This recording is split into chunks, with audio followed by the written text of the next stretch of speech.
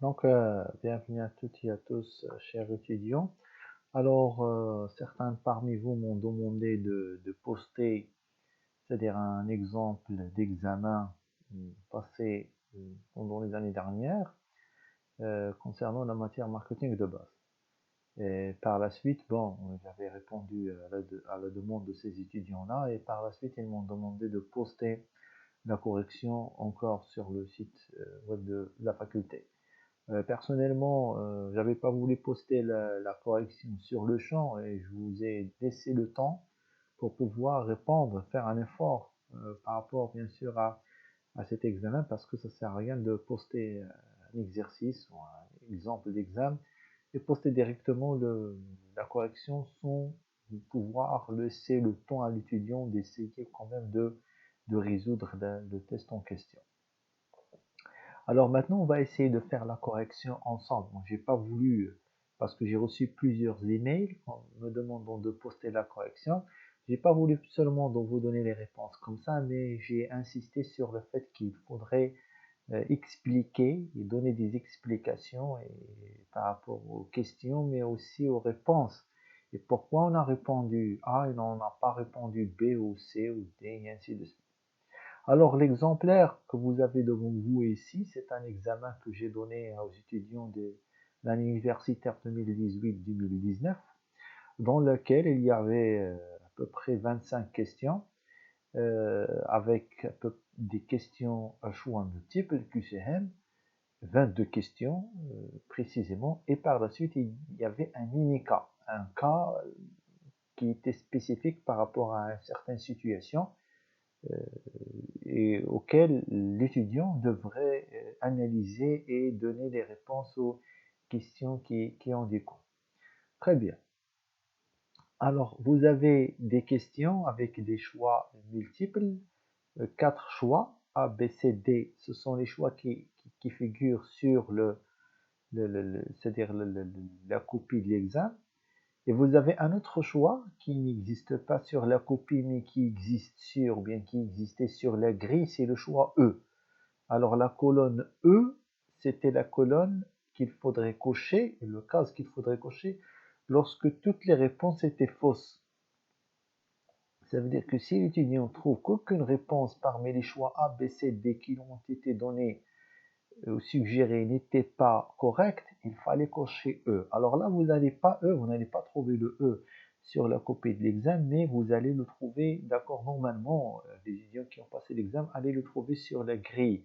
Alors, si aucune réponse n'est correcte, cochez E sur la grille des réponses. Alors là, il n'y avait pas le choix E, mais j'ai laissé c'est-à-dire ce choix figurer uniquement sur la grille de réponse. Très bien. Alors ça, c'est un côté. N'oubliez pas que toujours pour cette année-là, vu les circonstances de la pandémie de Covid-19, l'examen aura lieu en 1 heure, comme c'était le cas pour le semestre dernier, l'année dernière. Donc 1 heure seulement au lieu de 1h30, et vous aurez 20 questions au lieu de 25 questions. 20 questions au lieu de 25 questions. Très bien.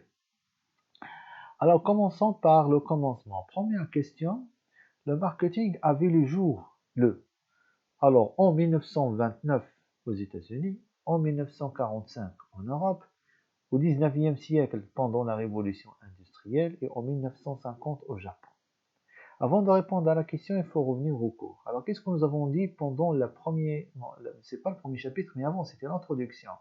Nous avons dit que le marketing est apparu aux États-Unis. Première des choses.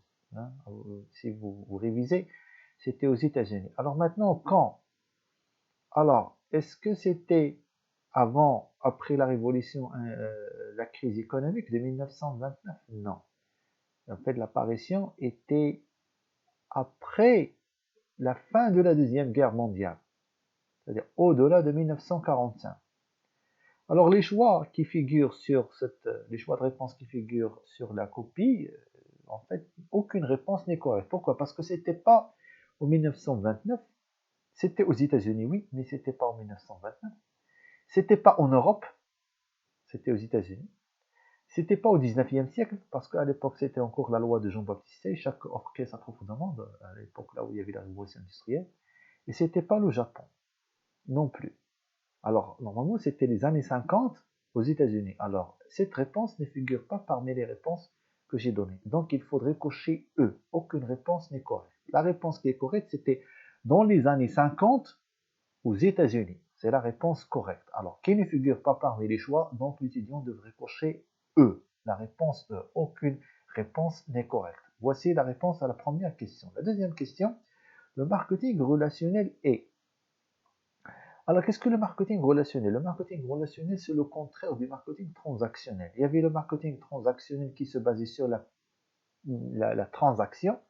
Ça veut dire quoi? Ça veut dire que toute personne, vendeur, maintenait tout simplement une relation transactionnelle avec les clients en lui vendant le produit. Voilà, en encaissant l'argent et on s'en fiche carrément. Est-ce que le client va revenir encore racheter chez nous ou bien il va partir chez le concurrent? On s'en occupait pas de ces choses-là et on se fichait carrément. Pourquoi? Parce que l'environnement du marché n'était pas encore à l'époque concurrentiel. Donc il n'y avait pas trop de concurrents. C'était le marketing transactionnel, basé sur la transaction d'achat. Je vous donne le produit, vous me donnez de l'argent et ça s'arrête là. Est-ce que vous êtes satisfait, vous n'êtes pas satisfait? Est-ce que vous allez revenir toujours acheter chez moi? Ou bien est-ce que vous allez partir chez le concurrent? Est-ce que je fais un effort pour vous empêcher de partir chez le concurrent et pour que j'essaye de vous satisfaire pour maintenir la relation avec vous en tant que mon client? Non, il n'y avait pas ce genre de choses. C'était le marketing transactionnel. Par la suite, on a dépassé ce marketing transactionnel vers le marketing relationnel. Il se passe sur la relation. Donc le marketing relationnel, en fait, c'est quoi? C'est le fait de maintenir une relation de longue durée entre le vendeur et l'acheteur. C'est-à-dire chaque vendeur, il essaie de maintenir ses clients en essayant d'instaurer une relation de longue durée. Ça veut dire que les clients doivent être satisfaits de telle sorte à ce qu'ils achètent toujours chez moi en tant que vendeur, que je sois toujours leur fournisseur préféré. Alors, le marketing relationnel est, vous avez est apparu après le marketing transactionnel. Alors, cette réponse est correcte parce qu'elle est venue après le marketing transactionnel. Est apparu avant le marketing transactionnel. Non, c'est faux. Se base sur une relation courte entre le client et le vendeur. Non, c'est faux. Et il se base sur une relation longue entre le vendeur et l'acheteur. C'est correct. Donc, les réponses correctes sont la réponse A et la réponse D pour la deuxième question. Troisième question, le marketing a évolué grâce à la technologie, le service, la concurrence, aux produits. Alors, comment est-ce que le marketing il a évolué dans l'histoire? Alors, dans l'histoire, il a évolué grâce à la concurrence. Pardon. Parce que là où on a commencé à avoir des marchés concurrentiels, c'est là où les gens ont commencé à faire un effort pour pouvoir vendre. On a inventé des techniques et ainsi de suite. Pourquoi? Parce que la loi de Jean-Baptiste Say, qui disait que chaque offre crée sa propre demande, n'était plus valable. Donc il fallait faire un effort supplémentaire pour pouvoir convaincre les clients d'acheter vos produits. Vous ne pouvez pas vous permettre de produire et d'attendre à ce que le client achète ce que vous lui offrez. Non, il fallait écouter les clients, voir quels sont ses besoins et essayer de lui fournir ce dont il a besoin. D'accord? Donc ici, le marketing, il a évolué grâce à la concurrence. Actuellement, elle est en train d'évoluer grâce à la technologie. Actuellement, elle est en train d'évoluer grâce à la technologie. Mais là, la réponse, vous allez vous contenter, c'est-à-dire vous contenter uniquement de la réponse C. Pourquoi? Parce que j'ai pas, c'est-à-dire j'étais en train de parler d'histoire. J'étais pas en train de parler de maintenant. Si vous voulez répondre pour maintenant, vous allez mettre à la concurrence et à la technologie. Vous allez rajouter la technologie parce qu'actuellement on parle du digital, marketing digital et ainsi de suite. C'est quoi? C'est de la technologie en fait. On a introduit toutes les techniques vers la technologie. D'accord? On les a switchés vers la technologie. Maintenant, elle est en train d'évoluer grâce à la technologie. Alors l'année dernière, 2018, il y a certains étudiants qui ont coché la technologie et les produits, et la concurrence. Moi, j'avais dit ok, d'accord, c'est correct. J'avais comptabilisé les deux réponses et il y a certains étudiants qui ont coché uniquement la concurrence. Je les considère aussi comme étant corrects. Alors, soit que vous mettez C, ou que vous mettez A et C, c'est bon. Mais en se référant à ce que je vous ai donné dans le cours, parce que je parlais du passé, la réponse c'est C, la concurrence. C'est elle qui a permis au marketing d'évoluer, d'accord, après sa naissance. Le marketing est un art, une expérience, des méthodes et des techniques. Alors le marketing, c'est quoi en fait? D'abord, ce n'est pas ce n'est pas une expérience, ça c'est sûr. Ce ne sont pas des méthodes, mais ce sont plutôt des techniques. C'est des techniques pour pouvoir vendre. Donc c'est des techniques, mais aussi c'est un art. C'est un art parce qu'en fait on essaye d'être innovant par rapport à ce qu'on va créer pour pouvoir convaincre le client d'acheter nos produits. Donc la réponse en fait c'est A et D. D'accord? A et D. Art et technique. Cinquième question, le marketing a pour rôle de satisfaire les clients, maximiser le chiffre d'affaires, écouler les marchandises, créer de la valeur pour le client. Si vous revenez au cours, la principale fonction du marketing, c'est de créer la valeur pour le client. Il faut lui créer de la valeur. Ça veut dire écouter ses besoins, lui créer quelque chose qui répond à ses besoins et essayer bien sûr de lui transmettre une certaine valeur. Hein, créer de la valeur pour le client. Et non pas maximiser le chiffre d'affaires, parce que là vous êtes dans une optique vente. Si vous dites maximiser le chiffre d'affaires ou bien écouler la marchandise, la vente ce n'est pas le marketing. Attention, la vente c'est autre chose, c'est le transactionnel. Le marketing c'est la transaction plus la relation. Donc la réponse est D. Sixième question, le marché en marketing est. Alors, des produits et des services, un groupe d'acheteurs et de vendeurs a une confrontation entre l'offre et la demande, un ensemble de concurrents. Je vous ai expliqué pendant les séances de cours qu'on croit que lorsqu'on dit marché dans le marketing, on parle des acheteurs ou bien des consommateurs en général sur un marché. On dit par exemple le marché chinois, le marché marocain. Ça veut dire quoi? Ça veut dire que c'est un ensemble d'acheteurs susceptibles d'acheter mes produits et mes services et de les consommer. Lorsqu'on dit que le marché chinois c'est un marché promoteur, c'est un grand marché, pourquoi? Parce qu'il y a 1,5 milliard de consommateurs. Tout ce que vous allez leur vendre, s'ils disposent d'un pouvoir d'achat et ils sont susceptibles d'acheter vos produits, ça va vous faire gagner énormément d'argent. Et là, je pense, ce que je sais pas, je me rappelle très très bien, je ne sais pas, est-ce que je vous ai donné l'exemple de Coca-Cola lorsqu'il s'est introduit sur le marché chinois dans les années 90, la fin, je pense, des années 90. Alors Coca-Cola n'était pas présente en Chine, sur le marché chinois. Pourquoi? Parce qu'en fait, la Chine était communiste et elle était c'est-à-dire il était contre tout ce qui venait des pays comme les États-Unis et l'Occident et ainsi de suite. Donc, une fois que le Coca-Cola il a été autorisé d'être vendu sur le marché chinois vers la fin des années 90, le directeur général de Coca-Cola il a fait une grande déclaration triomphale qu'on croit que Coca-Cola en fait va garantir ce qu'on appelle une croissance dans le long terme, dans le très très très long terme. Pourquoi? Parce que tout simplement, si vous faites un calcul, il y a 1,5 milliard de consommateurs. Donc à l'époque, disons 1 milliard de consommateurs. Si posons que cette moitié de ce milliard, c'est-à-dire les 500 millions, consomment Coca-Cola. Supposons une bouteille de Coca coûte 1 dollar. Donc ça va faire, alors chaque citoyen, supposons, pour vous montrer l'ampleur du marché. Chaque Chinois, dans ces 500 millions qui sont susceptibles de consommer la Coca-Cola, vont consommer une bouteille de Coca par mois. Donc ça va faire un chiffre d'affaires mensuel de 500 millions de dollars. 500 millions de dollars. Alors si vous multipliez 500 millions de dollars par 10, d'accord, cela vous donnerait 5000, c'est-à-dire millions de dollars. Ça veut dire 5 milliards de dollars. 5 milliards de dollars. Alors c'est énorme en termes c'est-à-dire de masse c'est-à-dire de potentiel de marché, d'accord? Alors le marketing c'est un ensemble d'acheteurs, un ensemble d'acheteurs. Alors ce n'est pas des produits et des services, c'est pas un groupe d'acheteurs et de vendeurs, non, c'est pas ça.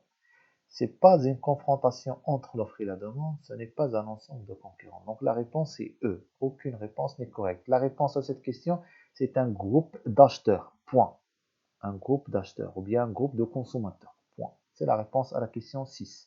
La question numéro 7, les concurrents directs sont ceux. Alors, il y a les concurrents directs et les concurrents indirects.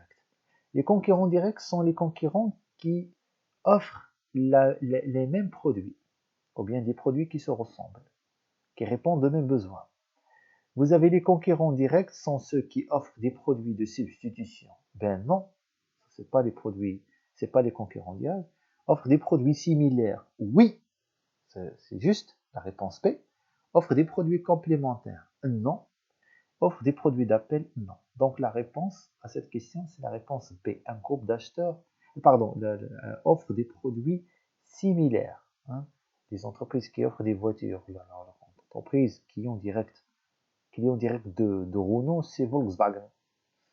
Le concurrent direct de Renault, c'est Volkswagen. Le concurrent direct de Mercedes, c'est la BMW. Vous voyez, c'est les produits, c'est les mêmes. Alors, par contre, les concurrents indirects, question 8, sont ceux qui offrent des produits de substitution.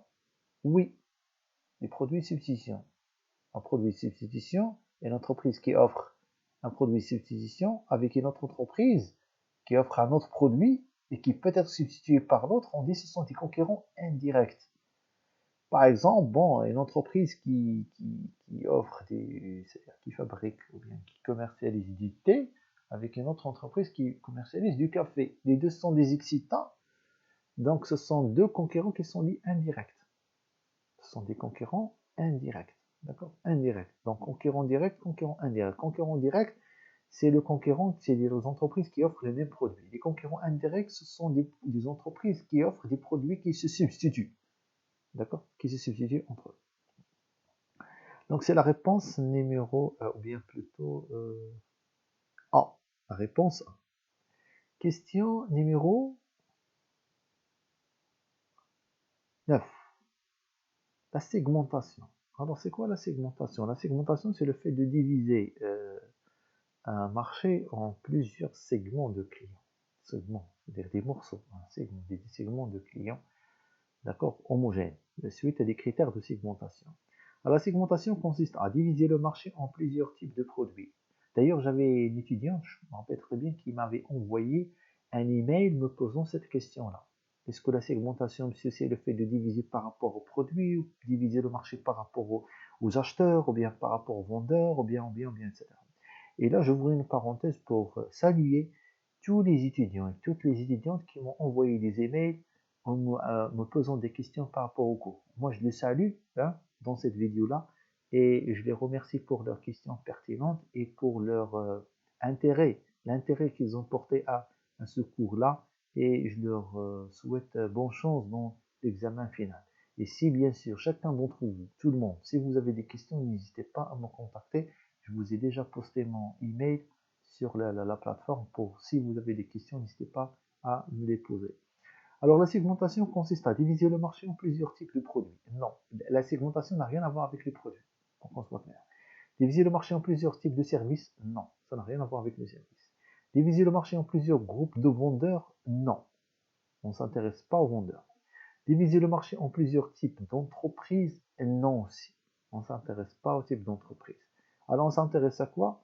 On s'intéresse plutôt au groupe d'acheteurs ou bien de consommateurs sur le marché. Donc on prend le marché, on le divise en plusieurs groupes d'acheteurs. Alors la réponse ici, c'est la réponse E. Aucune réponse n'est correcte.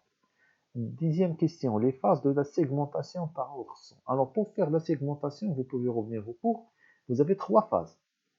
On passe d'abord par la phase enquête. En enquête, on fait une enquête, une étude de marché pour voir quels sont les besoins des clients sur le marché. Par la suite, on analyse ces informations et par la suite, on commence à identifier les segments potentiellement importants. Alors, les phases de la segmentation par ordre sont identification, analyse, enquête, non, c'est pas un bon ordre. Analyse, enquête, identification, non. Enquête, identification, analyse, non. Enquête, analyse, identification. Bon, c'est la réponse D. La réponse D. 11e question. La réussite du modèle qui est Picanto. L'exemple que vous avez sur les diapositives concernant la segmentation. Il est dû à. Alors, cette réussite, elle est due à quoi? comme vous l'avez expliqué sur les diapositives, est-ce qu'il y a une bonne politique de prix, à une bonne segmentation, à un bon ciblage ou un bon positionnement? Alors, la réussite de ce modèle est due à une bonne segmentation de marché. Pourquoi? Parce qu'ils ont su comment cibler les catégories des personnes qui seront intéressées par ce produit, parce ils avaient un besoin qui n'était pas satisfait sur le marché. Le fait d'avoir une petite voiture qui ne consomme pas beaucoup, facile à garer et très maniable, avec un prix qui était modéré, c'est-à-dire qui était très à la portée d'une certaine catégorie de clients. Donc la réussite du modèle de Kia Picanton est due à un bon positionnement. La réponse D. 12e question. Le positionnement consiste à. Alors, qu'est-ce qu'on positionne? Est-ce qu'on positionne l'entreprise? Non. Est-ce qu'on positionne le produit? Oui. On positionne le produit. On le positionne où? Sur le marché? Non. Auprès de la concurrence? Non. À l'intérieur de l'entreprise? Non. On le positionne ici, dans la tête ou bien dans l'esprit des consommateurs. Alors, chaque produit, il est positionné ici. C'est un positionnement, il est positionnement. Le positionnement, lorsque je vous dis par exemple le smartphone, si vous dites Samsung, ça veut dire que Samsung il s'est positionné dans votre tête comme étant un vendeur ou bien créateur et un fabricant de smartphones. Si je vous dis par exemple un très bon ordinateur PC portable, si vous dites MacBook Pro ou MacBook ou le Mac, ça veut dire que l'entreprise Apple s'est positionnée dans votre tête comme étant une bonne, c'est-à-dire ayant des produits ou bien offrant des produits d'ordinateur portable de très bonne qualité. C'est ce qu'on appelle le positionnement. Si vous dites hamburger, je vous dis hamburger, vous dites McDo ou bien vous dites n'importe quel autre restaurant, ça veut dire que ce restaurant s'est positionné dans votre tête comme étant c'est quelqu'un qui offre vraiment ce produit. Alors, pardon, le positionnement consiste à positionner le produit sur le marché? Non, c'est pas la bonne réponse. Positionner l'entreprise sur le marché? Non, c'est pas la bonne réponse non plus. Positionner le produit sur le marché? Non. Positionner le produit dans l'esprit des clients? Oui. Donc c'est la réponse numéro ou bien D. 13e question. Pour un produit de luxe, l'entreprise doit choisir un positionnement. Alors comment peut-on positionner un produit de luxe? Par quelle possibilité? Est-ce que c'est un positionnement d'imitation, ça veut dire on va imiter les autres produits, ou bien de différenciation, le montrer comme étant différent des autres, ou bien d'innovation, ou bien de diversification. Alors on ne peut pas imiter, parce que l'imitation, il consiste à, c'est-à-dire bien, il est fait pour des produits qui sont banals, en quelque sorte, pas chers, de consommation, de grande consommation, produits de grande consommation. De différenciation, ça veut dire que notre produit n'est pas celui des autres concurrents. Ben oui, c'est toujours Mercedes, c'est un produit de luxe. Attention, Mercedes, c'est pas la portée de n'importe qui.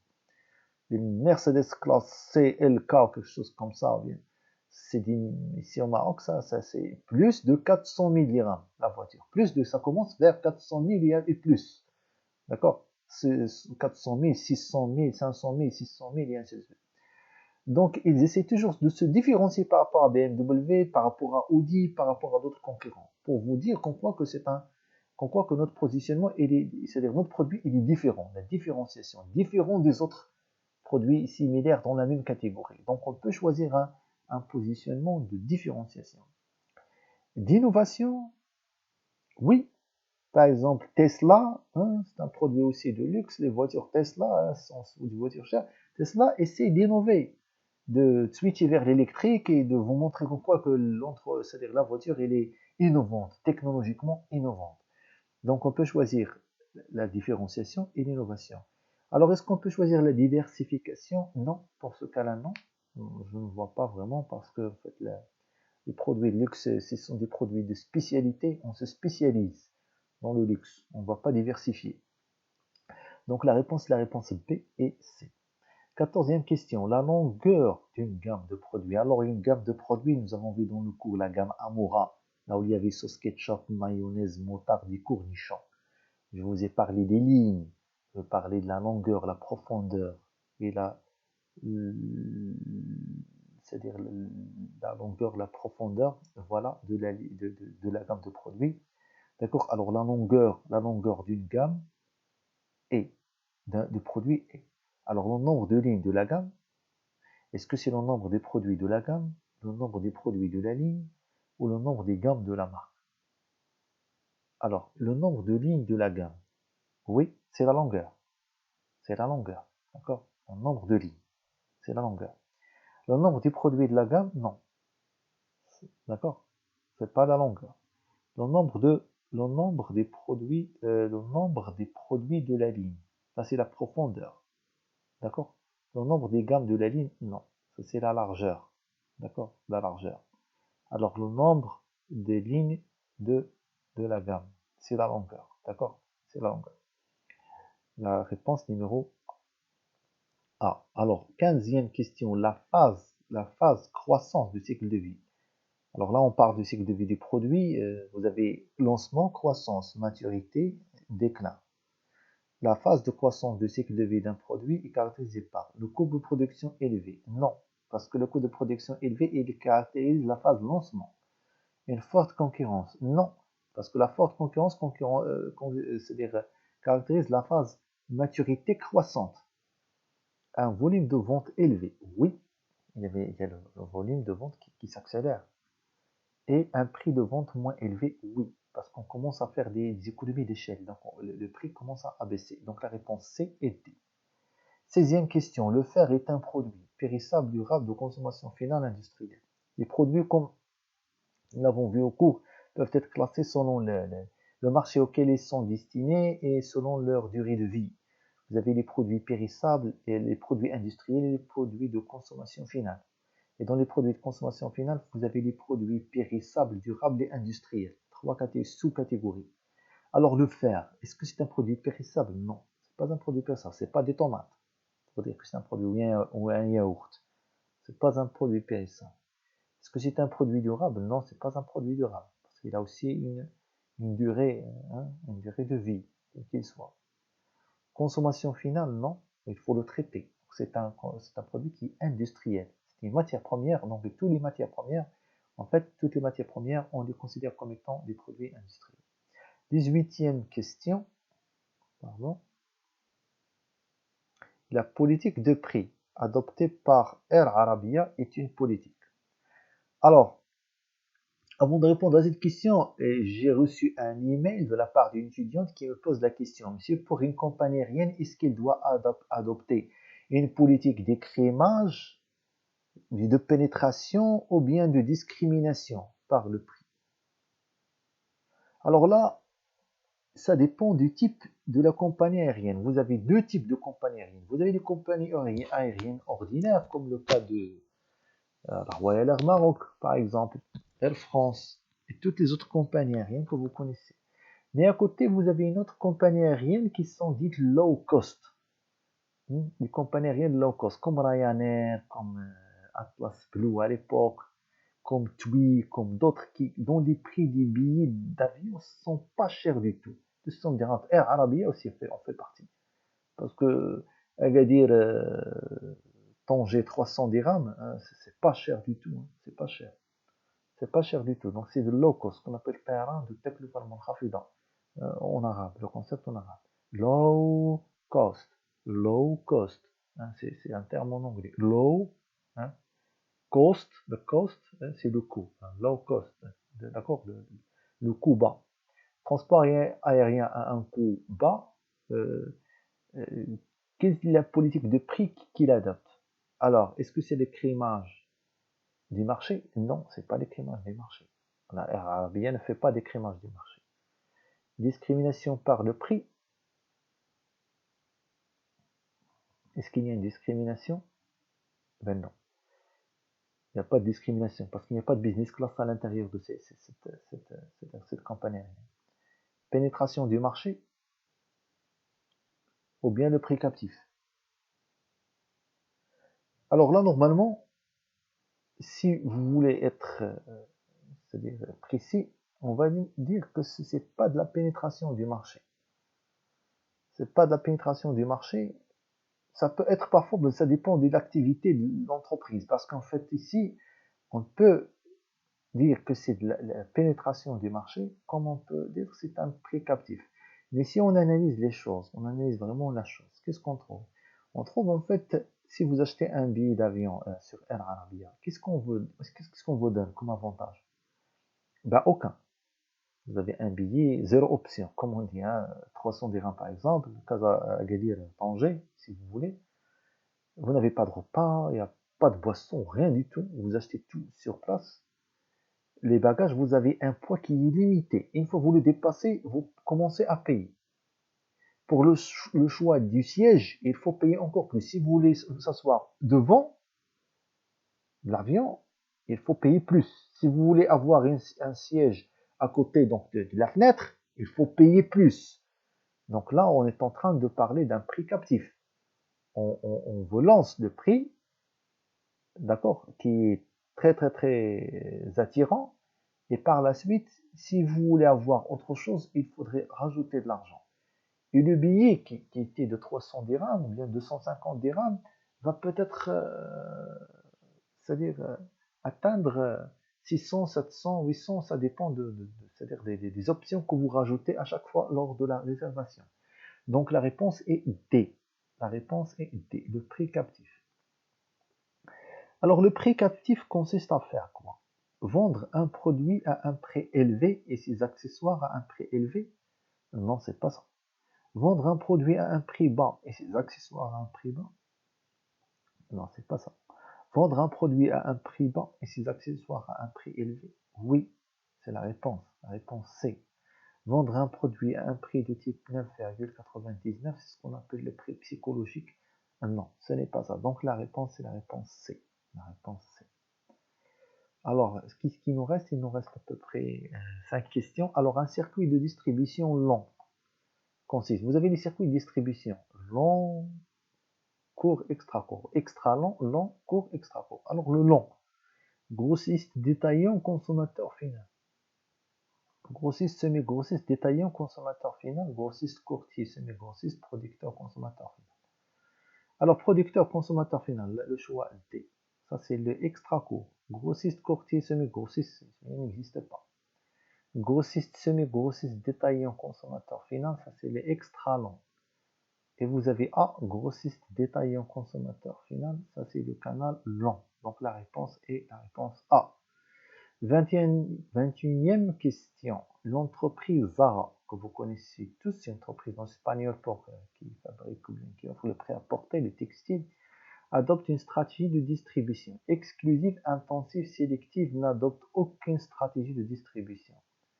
Alors, commençons par éliminer les choses qui ne sont pas logiques. Est-ce qu'il n'adopte aucune stratégie de distribution? Non.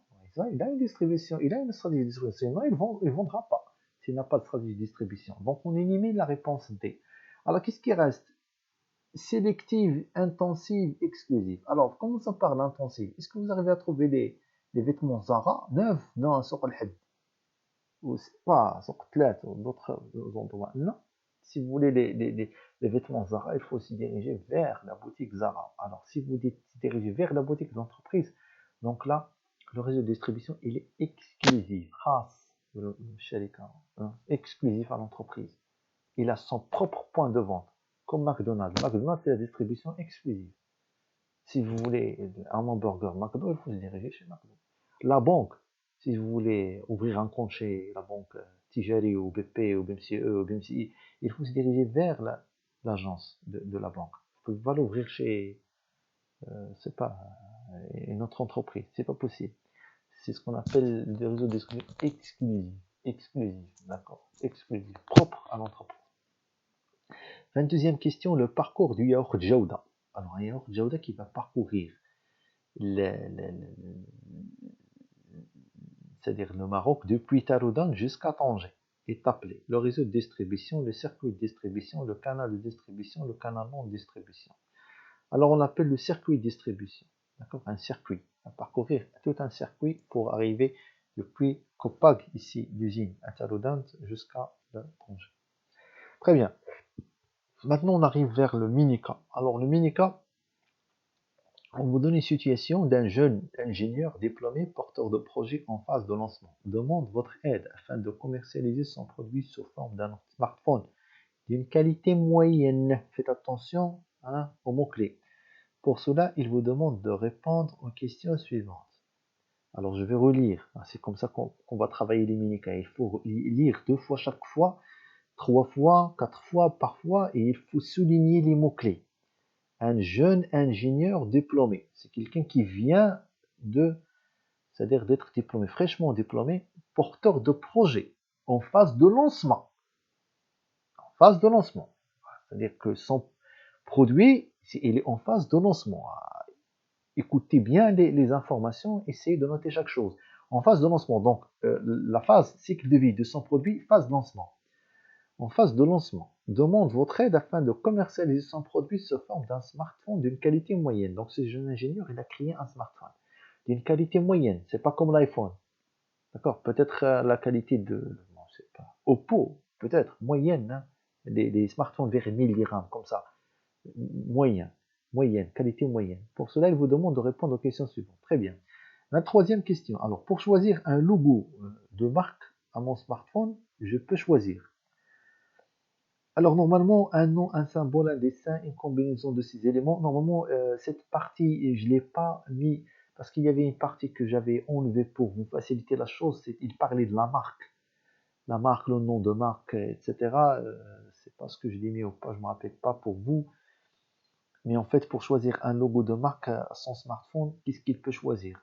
Alors, il peut choisir un nom, symbole, un dessin. Comment pour faire ce logo? Il peut choisir une combinaison de ces éléments. Peut-être un nom avec un symbole et un dessin. Ça dépend des cas. Peut-être un nom, un symbole, et c'est à lui de choisir. Non, en fait, c'est à lui de choisir. Une combinaison de ces éléments. La réponse D. Alors, c'est pas sûr est-ce que j'ai mis cette partie dans les diapositives que je vous ai mis, un peu parce que j'avais enlevé la partie qui parlait des stratégies de marque pour un peu alléger le contenu du cours. Très bien, laissons cette question de côté. 24e question. Quelle politique de prix doit choisir? Alors là, il vous demande quelle est la politique c'est-à-dire de prix qu'il va choisir. Est-ce qu'il va mettre écrémage car c'est un produit de grande qualité? Là, non. Et là, ils vous disent dans les données, un jeune ingénieur diplômé, porteur de projet en phase de lancement, demande votre aide pour commercialiser son produit sous forme d'un smartphone d'une qualité moyenne. Donc la qualité elle est moyenne, ce n'est pas un produit de grande qualité. Donc on ne peut pas faire l'écrémage. C'est pas comme c'est-à-dire un iPhone ou quelque chose comme ça. Non. Donc à éliminer la réponse A. Écrémage puis pénétration, car les coûts de lancement sont élevés. D'accord? On va maintenir. Parce qu'en fait, lorsque vous dites écrémage puis pénétration car les coûts de lancement sont élevés, oui, parce qu'on est dans la phase lancement. Donc je vais maintenir B et voir les autres réponses. C, précaptif pour attirer le maximum de clients. Le précaptif, alors, s'il adopte le précaptif, qu'est-ce qu'il va faire? Est-ce qu'il a des accessoires à vendre pour pouvoir récupérer de l'argent? Non, ça n'a pas été cité dans les données. Donc à éliminer la réponse C. D, pénétration du marché pour vendre le maximum d'unités. Alors, pénétration du marché pour vendre le maximum d'unités, là, il ne peut pas se permettre de faire une pénétration parce que les coûts de lancement pour lui en tant qu'apporteur de projet, ils sont très très très lourds et surtout pendant la phase de lancement. Donc, il est préférable pour ce monsieur d'opter pour la réponse B, donc le choix B. Écrémage, puis pénétration car les coûts de lancement sont élevés. Alors, au départ, il va lancer son produit à un prix qui sera élevé par rapport aux autres produits de la même catégorie, les smartphones de qualité moyenne, et par la suite, à fur et à mesure qu'il commence à gagner c'est-à-dire de part de marché et vendre son produit, les clients vont connaître le produit, il va être connu sur le marché, les gens vont commencer à l'acheter pour pouvoir le tester, et par la suite, qu'est-ce qu'il va faire? Il va baisser les prix à fur et à mesure, comme Xiaomi, ou je ne sais pas comment ça s'appelle, une entreprise chinoise qui vient de lancer Xiaomi, je sais pas comment ça se prononce, désolé. Il vient de lancer donc aussi leur smartphone pour concurrencer un peu les marques qui existent sur le marché. Ils vont adopter la même chose. Ils vont élever, vendre à des prix qui sont élevés, augmenter les prix au départ. Par la suite, ils vont commencer à les baisser à fur et à mesure qu'ils commencent à vendre de plus en plus. C'est comme la loi des économies d'échelle. Quelle stratégie, dernière question, quelle stratégie de distribution doit choisir? Alors, comment il va distribuer ce smartphone? Comment il va faire? Distribution intensive pour vendre le maximum d'unités. Distribution sélective afin de vendre mon produit dans des points de vente spécialisés. Distribution exclusive en créant mes propres magasins de vente. Vendre mes produits sur Internet. Alors là, il faut faire attention. Ça dépend bien sûr des moyens de ce monsieur. Alors, est-ce qu'il peut faire distribution exclusive? La réponse c'est en créant mes propres magasins de vente. Non, je pense pas qu'il a les moyens pour le faire dans la phase lancement. Pour un porteur de projet, un jeune diplômé, il ne peut pas ouvrir ses propres magasins parce que ça coûte énormément. Donc, à éliminer la réponse C. Alors, qu'est-ce qui reste? La réponse A, B et D. Distribution intensive pour vendre le maximum d'unités. Là, il peut avoir à ce recours. Il peut, d'accord? Mais s'il joue sur c'est-à-dire une renommée, faire ce qu'on appelle une réputation, une image de marque, ce choix-là ne sera pas vraiment bénéfique pour lui. C'est pas bénéfique de vendre votre produit partout. Si vous vendez votre produit partout, ça veut dire quoi? Ça veut dire que c'est un produit qui n'est pas vraiment de bonne qualité. C'est comme le stylo, il est vendu partout. Non, c'est pas vraiment un produit, d'accord? Et là, pour le produit technologique, le vendre partout, c'est pas aussi bon. C'est pas bon. Ça dépend aussi c'est-à-dire des objectifs c'est-à-dire de l'entreprise. Alors, qu'est-ce qui reste? Distribution sélective afin de vendre mon produit dans des produits de vente spécialisés. Oui, je peux le vendre par exemple dans des produits, faire des contrats avec des grandes distributions, par exemple le vendre par exemple chez Electroplanète. À titre d'exemple, je donne un exemple. Pourquoi pas? D'accord? Comme ça, c'est spécialisé. Je vais le vendre uniquement chez Electroplanète avec un contrat, voilà.